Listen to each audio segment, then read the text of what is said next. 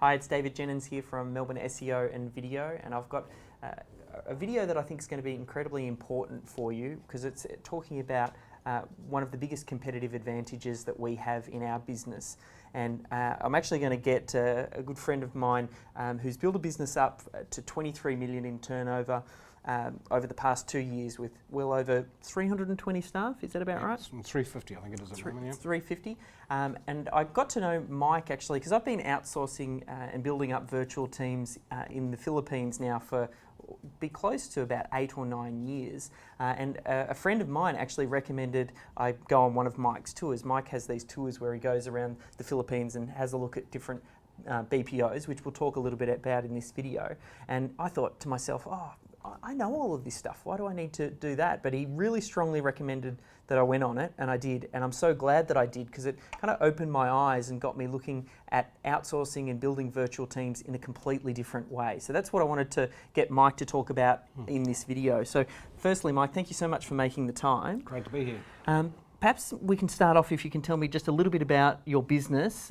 You've got lots of them, so maybe we'll focus in on the mini movers ones specifically, and we can kind of go from there and talk about how I think it was kind of on the verge of bankruptcy and you brought it back. Yeah, short story is 30 years ago I was looking for a business opportunity and discovered that what I thought nobody was doing, short distance furniture, moving the way I thought it could be done with an hourly rate and only pay for what you use. And so 30 years ago I started taking over the Australian short distance moving market and we grew end on end for about just over 20 years, 22, 23 years. Had wonderful things. We won the Telstra Small Business of the Year.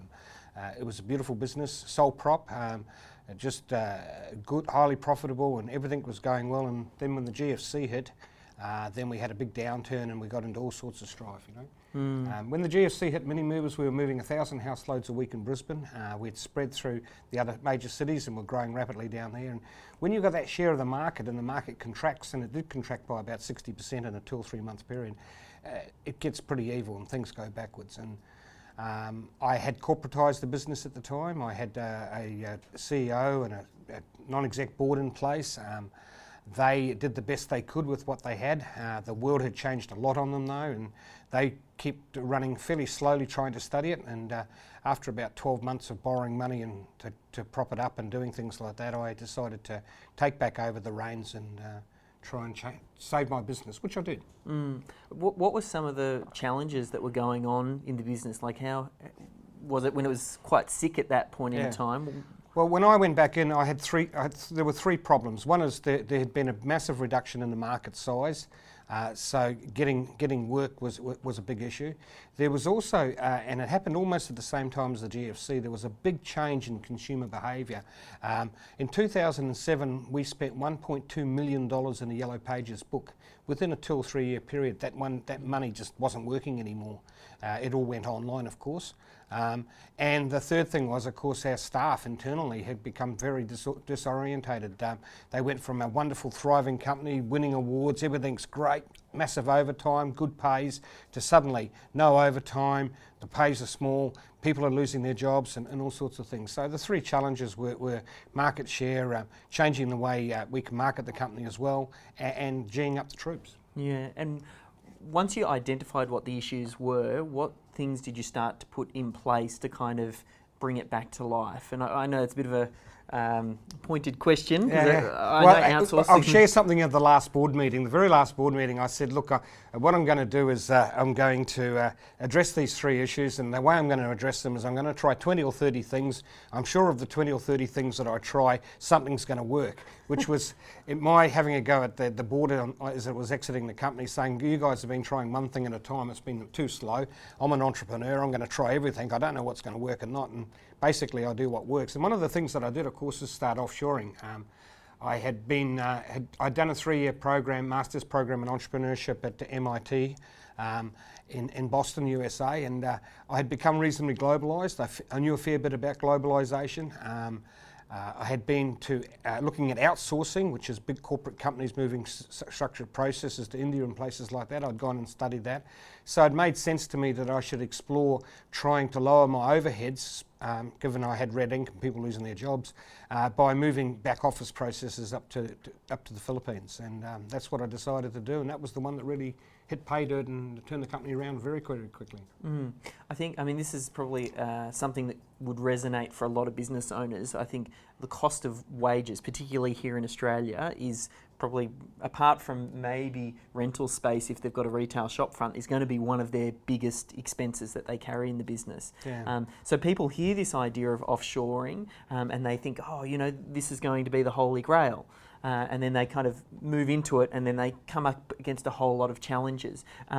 You had a little bit of a background, so you knew a little bit as far as traditional education, but what sort of challenges did you come up against when you discovered on this? I made all the mistakes. The first thing I thought was the holy grail was I was going to outsource my stuff and give it all to somebody else and they were going to do it for me.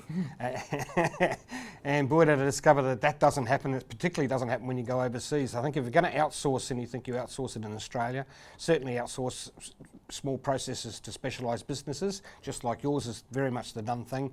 But if you're going to go overseas, you really have to come back to what works here, which is have your own people in your own space, working to your processes and needs with your culture. And that's what we do up there. We came up with a thing called staff leasing, where we lease some space. We use the legal entity of the Philippine company for the employment.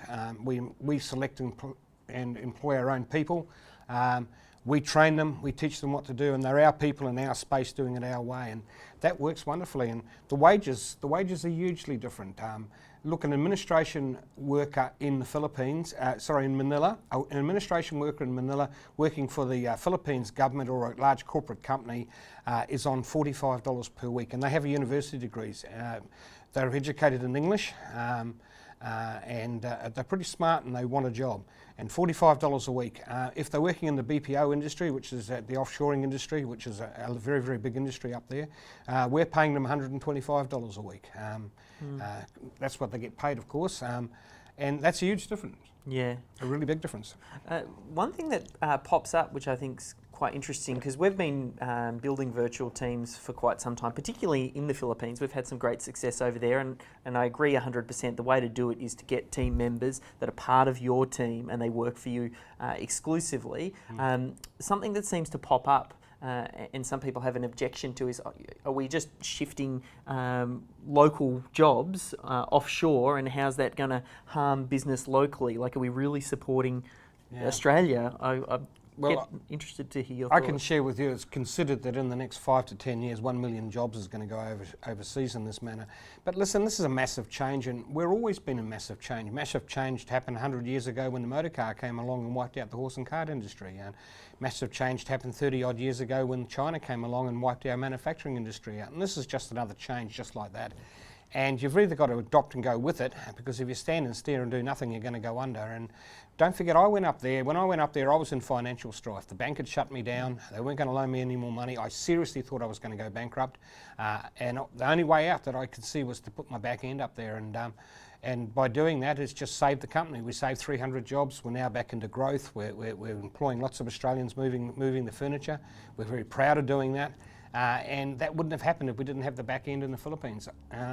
Look, business in Australia at the moment is tight. It's tight for everybody, and a lot of the reason it's tight is the squeezing from offshoring. You've got to realise the large corporate companies did it over 20 years ago.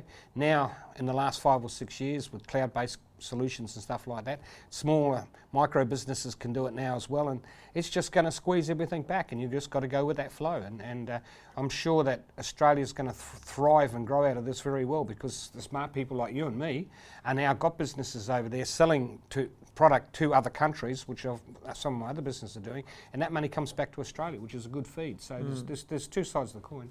And I agree. I think for us, we wouldn't have been able to grow the company like we have without that resource. It gives us that margin for error, and that margin for error. And our staff, we have 50% local and 50% offshore, and it just gives us that flexibility as a small business that we need to kind of grow through to the next level. A few things, because you've been in the fortunate position to grow a small business into sort of a larger business, and I'm wondering some of the challenges that you would have come up against. Obviously, implementing virtual teams in the Philippines has been a big win for you, but as you were doing it, what sort of challenges do you see business owners have when trying to implement that strategy? The big challenge is transferring the knowledge, transferring the processes. And unfortunately, there's a whole industry at the moment up there telling everybody you've got to have structured set processes. And I've got to share with you, we didn't really have structured set processes in our administration end. And when we tried to build them to work up there, it didn't work at all. What worked for us was bringing some of them down here for training, and also a lot of our managers going up there training. So the same stuff that always worked here. When a new person come into the office here, we have a bit of a structured process, but we share them around, and somebody in the office shows them how to do the job and keeps an eye on them. That is exactly how we grew up there. We didn't grow it with structured processes. We grew it by having experienced people in the office sharing with the others. That worked for us, worked it really well. Man, we had some mistakes at the start though, trying to do structured processes without being there though. Some crazy ideas. To be clear, when you say, like, I'm imagining there's still some structure there though, like if you get a lead that comes into the business, you've probably got a way that's followed up. Is that, do you have that documented at all? Oh yeah. On the sales side of it, we're very structured in what we do.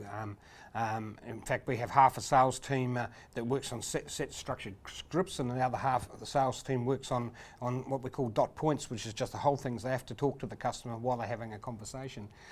So we have two different ways of selling it. We put both those ways up there, and they're both functioning very, very well. Yes, we do have structure and process, but it's not as fixed structure and process as corporate businesses. Corporate businesses, they outsource, and outsource is when you give something to another company and just get the result back. Small, medium can't do that, and that's how outsourcing got a bad name a few years ago, because that doesn't work. What works is everybody sharing. Yes, you do have structure and process, but you still need your experienced people teaching the inexperienced people. That's probably the best way to say the transferring. You've got to transfer the knowledge that way.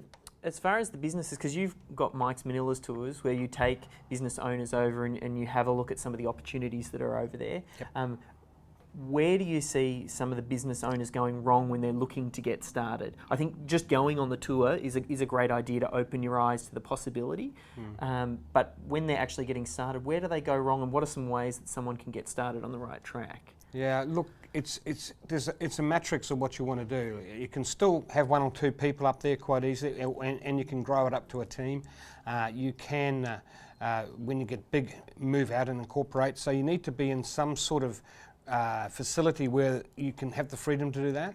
A little bit like Australia, you probably want to keep away from the capital cities and go out more out into the country areas. In Australia, if you're going to put a call centre in, you could if you had a choice of putting it in Newcastle or Sydney, there's a good debate between the two, and the same happens in the Philippines, no different than that. There's lots of structural issues. That's why we invented the tour, because it is such a matrix. It's 3 days of intensive learning, looking at all the different ways of doing it. There's 7 different ways you can engage people up there. And then there's all the culture differences as well. And we try and teach that in the 3 days intensive while we're on tour, while we're moving around, looking at what works and what doesn't work. But the other things I've seen going wrong, the things I've seen going wrong is getting online here, finding one resource up there, listening to a salesperson who says that they're wonderful. That's probably the most common mistake I see. Hiring people and ignoring them. Just hiring them and not ignoring them. If you don't know the birth dates of your staff, your Filipino staff, you're going to get into trouble, because that's the way they think. You have to understand those things. So hiring them, not doing them, hardly giving them any instruction, and then 3 months later telling me they were terrible is a very, very common thing. So I don't know why people do that. They don't do it here in Australia, so why would you do it differently up there? I think that's a big mindset shift, because people, like you said, they just imagine, oh, this part of my business, I'll handball it to them, they'll handle everything, they'll deliver it perfectly first time with no real direction, and then get frustrated if it doesn't happen. And you wouldn't expect to hire someone locally, even if they came and worked physically in the office with you. There's that period of training them up. It's exactly the same. It's no different in Australia. The problem with a lot of Australians go up there or don't go up there, sorry. They sit back here and they find somebody online, they hire them, they listen to a salesperson that just gives them, that convinces them that they've got the perfect solution when it's not the perfect solution. It really is. And the other thing they do is Australians are very typically try and change their model. They try and, like I said, they think it's all going to get done for them, where it's no different in here. You've got to train them, you've got to encourage them, you've got to motivate them, you've got to connect with them, you've got to build them into a team and get everybody to row in one direction. No different than Australia. You mentioned about having some of your Australian team handling certain tasks and roles? Because you've got a team here in Australia and you also have a team over there, and you mentioned about in the Philippines having the back office stuff. Is that where you would recommend people start, or if you were trying to find, well, which parts of my business are going to be best to build offshore, what's your thought process through that? Look, the back office processes are the easiest ones to move. That's what we did first. You need to hire what we call all-rounders, which are just administration girls that know all administration systems and are used to doing that processes. Start with your back office processes. That's the low-hanging fruit. I will confess, I started, and I was only going to move my back office processes up there. About 6 months after I started up there, we had another downturn in mini movers. We had another jolt, a financial, and the bank squeezed up a little bit more. So I suddenly moved my sales team up there, and we never looked back. Once we did the sales team, that was amazing. They were highly productive, a lot lower in cost, and that really saved the company. And that's when we really turned things around. Nowadays, I've still got a split. I have 3 call centres altogether, to be honest with you. I've got 1 in Australia and 2 in the Philippines now, and that's a redundancy issue where if something goes wrong, and all 3 of them take little turns of going off air, which for some bizarre reason that happens, more in Australia than anywhere because of the Brisbane storms, but never mind. I've got full redundancy and it just picks up the slack, and of course we operate 7 days a week. We start at I think 4 o'clock in the morning and finish at 10 o'clock at night, so 7 days a week, so we're able to rotate that around the 3 call centres quite well. That's quite interesting. I suppose that's one of the last points I wanted to get your thoughts on is outsourcing, like the phones over to the Philippines. Like there is a little bit of stigma there. Did the thought process go through your head? Do I keep that local? Do I handle the back office over there? Is that still a debate that goes on? Yeah, look, if you asked me 5 years ago, I would have sworn on a stack of Bibles there was no way known I'm going to let my customers near a Filipino accent or any overseas accent. There was just no way known I was going to do that. But when you have massive red ink and the bank's shutting you down and you really think you're going to go broke, you kind of get desperate and you'll do anything, and so you do these things and suddenly go, whack, why didn't I do this before? This works brilliantly, absolutely brilliantly, and I've changed a lot. I think when we first started, we've been doing this now for nearly 4 years. When we first started 4 years ago, there was a little bit of a pushback with the accent, but now there's absolutely no pushback at all. We're getting so used to speaking to foreign accents on the phones now. It's a thing. Occasionally somebody pops up and says, I'm taking jobs overseas. Well, I'll be honest with you, I don't see it that way at all. I've seen a lot of Australians lose their jobs before I managed to save their jobs, and now we've got growth back into the company. We're hiring a lot more Australians to fill those spots, so I just don't see it that way. They obviously don't know the whole story, they only know part of the story, so just the way it is. I mean, that for me is one of the key takeaways from this video is there's a very good chance that someone's tried outsourcing or given it a little bit of a go, and for whatever reason they've just thought, nah, that doesn't work, or they've sworn on a stack of Bibles that they're never going to try that again for whatever reason because of their own biases. And I wanted this video, I suppose, to give someone the opportunity to rethink this. Like for us, it has been one of our biggest competitive advantages because a lot of people don't do it. And I think if you get the right processes and procedures in place, if you get comfortable with working in the cloud and having the right tools and software in place, and then if you look at building a team up, as Mike talked about, whether it's in a specific sort of BPO or centre where the team can congregate so they can all get together locally, I think that combination can save a lot of businesses. Absolutely. So if people want to find out a little bit more, I think the tours that you do are fantastic. Where's the best place that they can go to find out a little bit more about that? MikesManilaTours.com, so that's Mike's with an S, Manila, tours with an S.com.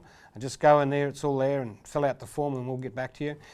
Look, I'm happy for people to email me directly if you like. My email is mike@o'hagan.com.au, that's M-I-K-E, at O'Hagan, O-H-A-G-A-N.com.au.